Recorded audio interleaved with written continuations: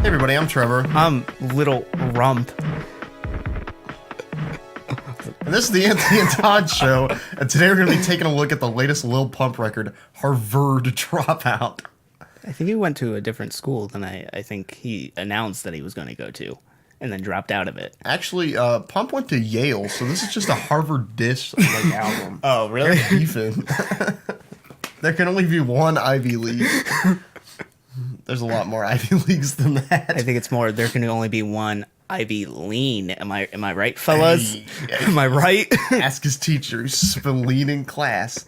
Lil Pump is a Miami rapper. He's only 18 years old, and he's been making some serious waves in the past couple of years with his self-titled debut record back in 2017. Debut mixtape.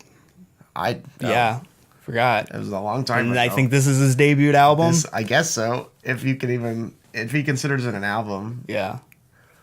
His self-titled mixtape essentially perfected the art of trap. In the sense of being so generic and so minimal in your lyricism that it becomes super catchy and super unforgettable. It's essentially perfecting the pop formula just to have unescapable moments in your head. Gucci Gang looping around 24/7, being unable to have it escape your brain waves. It's not the lyrics.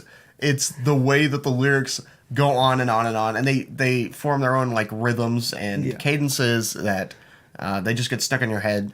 But since then, Pump has been releasing tons and tons of singles. He released "Drug Addicts" with Charlie Sheen in the music video. He released "Esskeetit," where he's talking about him and his grandma doing drugs. I think you said Esskeetit. It's Esskeetit. I don't say it like that because we peak that way. We speak that way. Esskeetit. Esskeetit. A ski ball. Because it's just Let's Get It, because that's like drill music, and then Lil Pump. Yeah, like, but he's not anywhere close to the drill scene whatsoever. He's time-wise or location-wise. He released "I Love It" with Kanye out of the blue, really, and it ended up being a really great, fun, catchy track. just completely stupid. You get like trolling Kanye doing the scoopity whoop stuff. Lil Pump has trashy auto-tune. It's hilarious. It's They're dressed up fun. as Roblox characters. Amazing.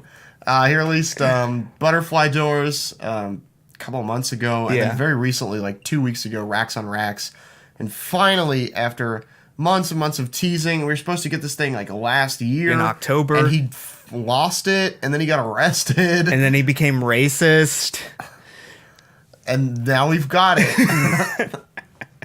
So, yeah. Was it worth the wait? Let's dive in. I think it actually was. I also in the think sense so. of what I expect out of a Lil Pump project and what I wanted him to move forward with was just even more catchy music with bigger features and a bigger budget, and he succeeds on that. Is this thing a lyrical masterpiece? And in the sense of continuing to perfect that pop formula of just being completely mindless and in your head.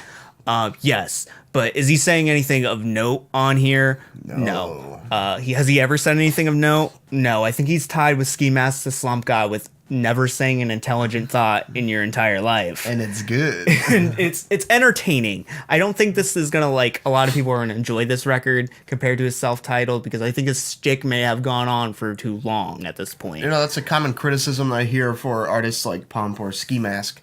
When I asked one of my friends if he liked Ski Mask, he said that he was probably going to have to say no, because Ski Mask has been doing a lot of the same act over and over. And that's a big problem with Stokely, his last record, that we didn't come up on Beware the Book of Eli. Pump has been doing the same thing, but I think in a smaller scale, because he only really has 2 projects out. And people hated his self-titled, and people have hated his singles. And now he's got a full-length album with even more time, more features, and worse lyricism on there. And even more annoying performances. Yeah. I forget which track it is, the Fortnite joke that is on here. That was so funny. It's so cringy and it made me laugh. Just like, he's trying his hardest to just be like just a white trash, annoying, like doofus. Like, that's the only way I can describe him. Just a doofus, a dunderhead, someone with a dunce cap on, just like a complete idiot. Dropped out of school. Just like, that's the only way I can describe him. And I think, to me, I find that to be a sense of character that's enjoyable in a sense. At least in some aspects, he's at least self-acknowledging that he is this way. I think that if he wasn't self-acknowledging, I would just write him off as ignorant. Yeah. But because I think that he knows that he's doing these things, and like we talked about earlier, Pump is not black. Yeah. And he says the N-word a couple of times. Yeah. Only this on record. Butterfly Doors, I think. I swear. I could have swore there was another time. But he's like said it in the past. Like on previous projects. Yeah. Like, him and Tekashi 6ix9ine have both gotten a lot of flack for doing that. Pump stopped. Takeshi didn't. And then he touched children. Touching children. That's what happens when you say the N-word. They give you free candy, and then you go in a van. But I think Pump is at least like acknowledging enough to say like, I shouldn't do this. I apologize for my racist like statements. I apologize for this. I apologize for kicking a fan in the face. And like I think he has that kind of like self-remorse and also more self-control than a lot of other artists. And so like while he is like ignorant for show, I don't think that his character is just ignorant outright. And so he makes like all these like dumb personality choices where he just acts like a huge doofus. I'm like, okay, I can get behind this a little bit because at least I know that he's not just a complete idiot. Yeah, I don't know if I can believe that. I can agree with that fully, but I can agree with that in the sense he's better than Tekashi 6ix9ine. Yes. So like bottom, he's like here. So like he's not in the pit with the children. I think he has a conscience, is what I'm saying. Somewhat. Then he drinks lean. That's okay. It's not a sin. It's not in the Bible. People really lean is legal. It'd be really weird if it was, because that like Sprite hadn't been invented yet, and I don't think codeine cough syrup had been invented yet either, unless that's been wine the entire time.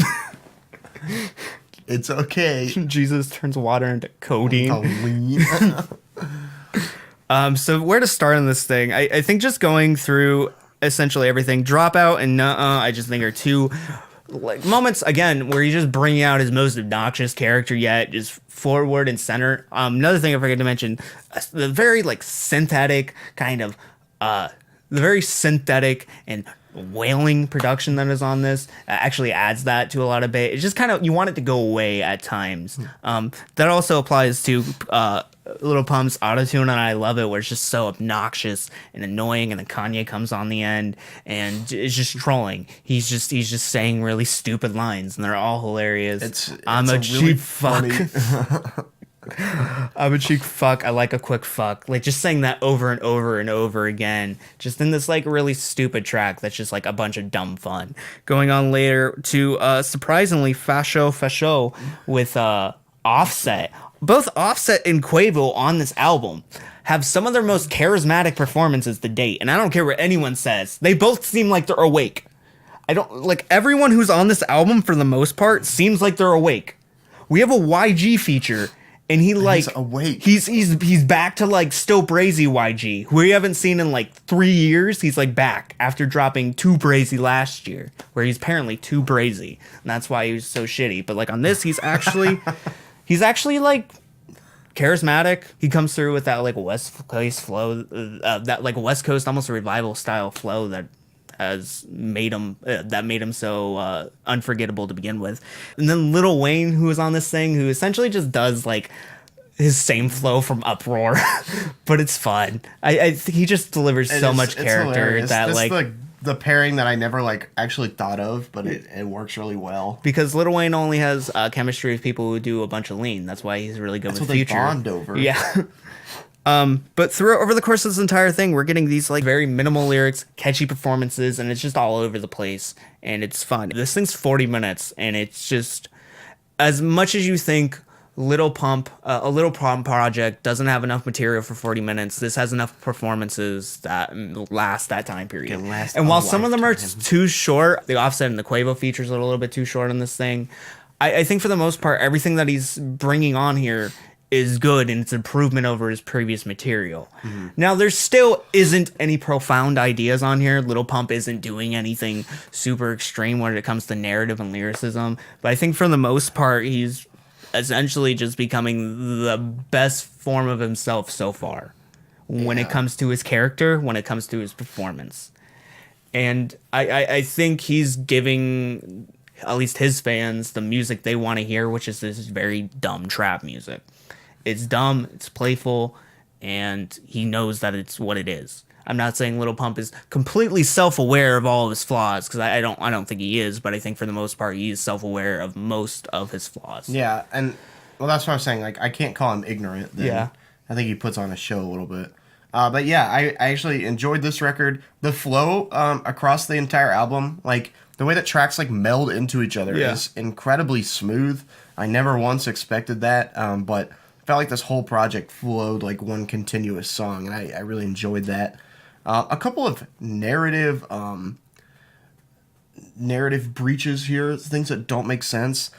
In Stripper Name, they clearly say that they only know her by her stripper name, but then Lil Pump says Patricia. So that's either the worst stripper name ever, or he's lying to us. And second, why is Pump in a graduation cap and gown if he dropped out of Harvard? You're not wrong. This is like on Lil Pump, I think he said on like his debut, he on one track he said he quit Xans, and like to go back on it 2 tracks later where he says he's on Xans. So either immediately went back on Xans 2 tracks later, or he was just lying. I hope the FBI has a file on this guy, because we need to get to the bottom of this. Where is he graduating from? Where did he buy his degree from? That's what I want to know. Other notable moments I didn't get to mention yet. Ion with Smoke Perp. Smoke Perp and Pump have ridiculous chemistry. They came up together. Yeah, they've been working together for a long time. Anytime they usually show up, I'm always interested in what they're doing, because I think they're just like that camaraderie just is the camaraderie between each other is just so stable that they even each other out. Mm-hmm. And also Multi-Millionaire with Lil Uzi Vert, one of the most infectious tracks on here. I think this man's retired. Yeah, this man's not only retired, not only is he retired, but he's actually delivering one of his most passionate performances yet. Yeah, Uzi's not particularly punchy, but here on this track, I think the trap beat and Pump's energy work really well for him. And the only thing final thing I can really say is Who Dat's just like a really just like, it's a fine track, but this thing just doesn't really end. It just kind of wants to keep on going. I think it's hard to end a Pump record because he'll never slow down. Yeah. You know, there's never going to be like a poignant moment where they're like, this is the end. This is the definitive end. It's literally like this record could go on in circles and you would never like know what the first or last track was. Yeah. And I think other than that, I don't really have anything else to say. This is some of Pump's best work to date. This is some of Pump's most catchiest work to date, and he's fine-tuning aspects of his character and the performances that he wants to work with, and especially the features. Like the personnel he gets onto this is really good too. Yeah. I had fun with this. I don't know if this would make like your end list or anything, but I had a decent amount of fun with this. It's dumb fun, but it's fun, and it is actually fine-tuning things that he has had mistakes with in the past. And this thing, for as long as a 40-minute sounds for a Lil Pump project, is actually really breezy and easy to get through for me personally. This is not going to rub everyone the right way.